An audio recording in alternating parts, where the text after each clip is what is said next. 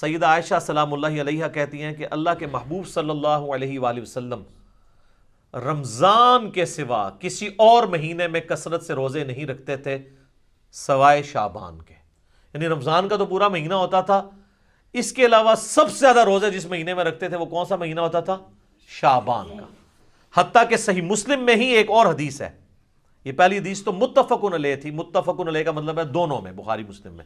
مسلم شریف میں ایک حدیث ہے، اما عائشہ کہتی ہیں کہ نبی صلی اللہ علیہ وآلہ وسلم بعض اوقات شعبان کا پورا مہینہ ہی روزے رکھتے تھے، کانٹینیوس پورا مہینہ.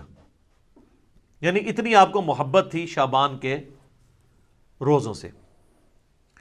حتیٰ کہ بخاری اور مسلم میں ایک حدیث ہے، سیدہ عائشہ کہتی ہیں رمضان کے مہینے میں میرے جو روزے پیریڈز کی وجہ سے، حیض کی وجہ سے چھوٹ جاتے تھے نا، تو مجھے پورا سال موقع نہیں ملتا تھا کہ میں ان روزوں کی قضا دوں سوائے شعبان کے، کیونکہ شعبان میں نبی صلی اللہ علیہ وآلہ وسلم خود روزہ رکھتے تھے تو مجھے موقع مل جاتا تھا کہ میں اپنے روزوں کی قضا کر لیتی تھی.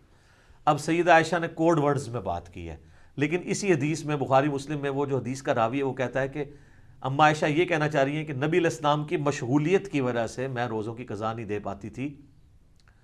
اور اس کو سپورٹو وہ بخاری مسلم کی حدیث ہے، نبی صلی اللہ علیہ وآلہ وسلم نے فرمایا کہ کوئی عورت اپنے خاوند کی اجازت کے بغیر نفلی روزہ نہ رکھے، یہ اس کے لیے حلال ہی نہیں ہے.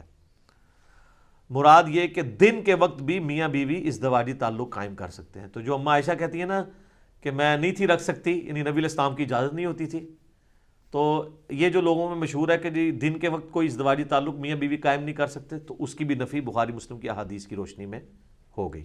الحمدللہ.